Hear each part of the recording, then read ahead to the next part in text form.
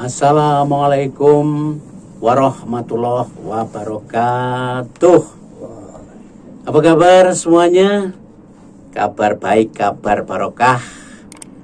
Ya, saya dari tempat saya berada di Depok, diparingi lancar barokah para pinesepuh. Ya, Bapak Haji Kiai Haji Mustajab sak bolo-bolonya menyampaikan salam kepada panjenengan semuanya, dulur-dulur iman wabil khususnya di seluruh penjuru dunia. Kabar baik, kabar barokah. Nah, selanjutnya pada kesempatan kali ini saya ingin bercerita bahwa tugas Nabi Isa setelah umur 33 tahun diangkat oleh Allah ke langit. Sekarang beliau ditempatkan di langit yang kedua, insya Allah, okay? Di langit kedua. Nah, nanti masih ada lagi. Jadi sebelum kiamat, tugas Nabi Isa itu harus dilaksanakan. Ya, apa yang dilaksanakan itu? Pertama nanti, netepi beliau sebagai manusia biasa. Ceritanya dalam hadis itu, beliau juga punya istri tapi tidak punya keturunan lagi. Nah, itu okay? Itu jadi tidak ada keturunannya lagi. Jadi kalau ada yang ngomong Nabi Isa punya keturunan lagi, mboten enten. Nah, kemudian tugas yang berikutnya adalah membunuh Dajjal. Ya, dalam penyampaian saya yang sudah panjenengan baca itu bagaimana prosesnya Nabi Isa membunuh Dajjal. Termasuk juga Ya'juj Ma'juj. Ya. Jadi nanti setelah Nabi Isa itu di akhir zaman itu Ya'juj Ma'juj keluar, lah tugasnya Nabi Isa ini untuk dengan pasukannya, dengan bolo-bolonya, dengan jamaahnya itu tugasnya menghadapi Ya'juj Ma'juj. Ya tentunya karena jumlahnya tidak seimbang, ya Nabi Isa konon itu terpojok di sebuah bukit. Ya. Kemudian Allah berdoa Nabi Isa, Allah menurunkan pertolongan, yaitu ulat-ulat raksasa, ulat-ulat langit bersulur, yang konon itu sebesar-besar onta. Nah, menggigit lehernya Ya'juj Ma'juj pada mati. Akhirnya buangkenya itu sampai nggak bisa terhitung, bau busuk. Kemudian Nabi Isa berdoa lagi kepada Allah, ya Allah, bagaimana kami hidup di mana-mana bangkai, tidak ada lagi tanah yang tanpa bangkai manusia Ya'juj Ma'juj itu. Kemudian Allah menuruni hujan. Jadi menuruni hujan, kemudian akhirnya ulat-ulat langit tadi itu memindahkan bangkai-bangkai ya. Kemudian baunya bekas itu dituruni oleh Allah hujan 7 hari 7 malam. Akhirnya bumi menjadi subur lagi. Sampai katakan di situ ceritanya buah delima itu bisa untuk ngiup. Jadi kalau ada orang hujan itu bisa untuk berteduh. Itu saking suburnya bumi itu. Okay? Kemudian tugas yang ketiga, nah Nabi Isa itu sesuai dengan pengikutnya yang sekarang ini masih meneruskan ajarannya, okay? Ada yang meneruskan itu terkenal dengan nama Juru Selamat. Jadi ini tugasnya Nabi Isa adalah menjadi Juru Selamat. Tapi kalau dalam versi hadis, tugas Nabi Isa itu bukan ke pengikutnya terus dipersilahkan masuk surga, enggak. Nah, pengikutnya itu dikasih tahu bahwa sekarang ini saya sudah tidak lagi menjadi Nabi. Nabi setelah saya panggilannya Ahmad. Dalam surat Sob disebut Mimbadi Ismuhu Ahmad, itulah.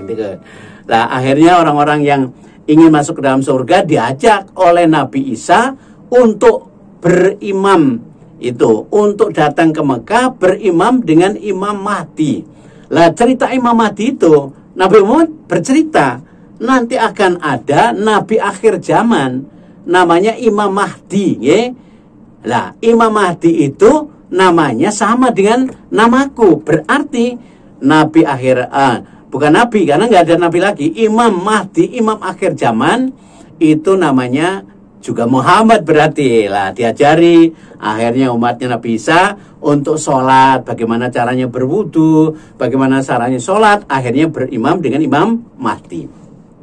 Itulah tugas yang ketiganya, Rasulullah. Jadi begitu ya. Yang pertama adalah tugasnya beliau sebagai orang biasa, sebagai manusia biasa. Ya, nikah beberapa tahun sampai beliau wafat, ya, tapi tidak punya keturunan.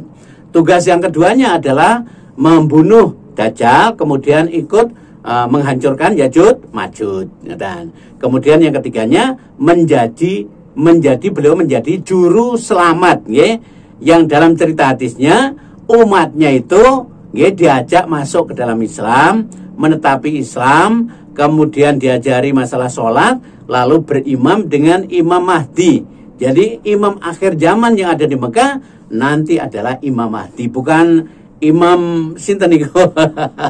Bukan sinten Lia Amelia apa siapa tuh? Kan Imam Mahdi juga, nggih. Kalau di Padang niku siapa lagi tuh? Ada lagi yang dari Pundi mriki Pasar Minggu, ngaku imam akhir zaman. Tidak ada, bertelur. Imam akhir zaman ya nanti namanya Muhammad. Ya jelas itu. Imam yang ditunjuk oleh Nabi Muhammad sendiri dalam ceritanya. Karena cerita ini kan belum terjadi. Cerita ini sudah akan menjelang kiamat. Ya Allah bercerita kepada Nabi Muhammad itu bahwa nanti akan ada imam akhir zaman. Namanya Imam Mahdi.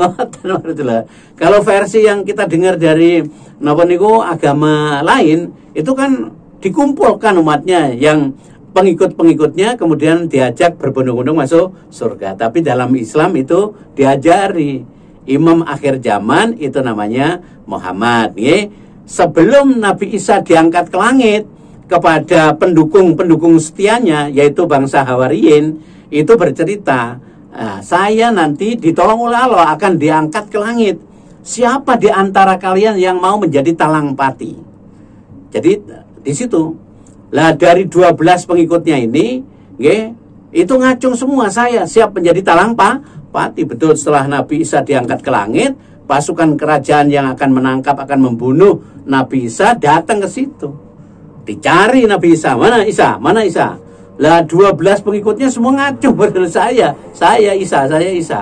Akhirnya salah satu orang yang mirip sekali dengan Nabi Isa, namanya Darko Yunus, ditangkap, kemudian disalib. Jadi yang disalib itu kalau dalam cerita hadis bukan Nabi Isa tapi Darko Yunus, ngoten berselur. Mudah-mudahan cerita ini panjenengan yakini karena ini adalah cerita barang nyata, nggih. Cerita dari hadis bukan dari kitab karangan. Jelas, nggih. Demikian beberapa cerita yang sudah saya sampaikan, termasuk cerita yang terakhir adalah cerita bagaimana tiga tugas yang masih harus diemban oleh Nabi Isa. Mudah-mudahan kita bisa ketemu lagi ya di acara cerita yang lain atau mungkin nasihat yang lain di acara penayangan dari cerita atau ceramah saya, nggih, Mbah Ibrahim dari Inyong Radio. Monggo amal soleh untuk di like, komen, kemudian subscribe, dan amal solehnya juga diteruskan kepada yang lain, di share para seluruh. Terima kasih, mudah-mudahan didoakan juga, mudah-mudahan tayangan saya, tayangan ibu juga bisa viral, amin. Amal soleh penjenengan saya syukuri, alhamdulillah, jazakumullah. Kalau ada kurangnya saya minta maaf yang sebesar-besarnya. Assalamualaikum warahmatullahi wabarakatuh.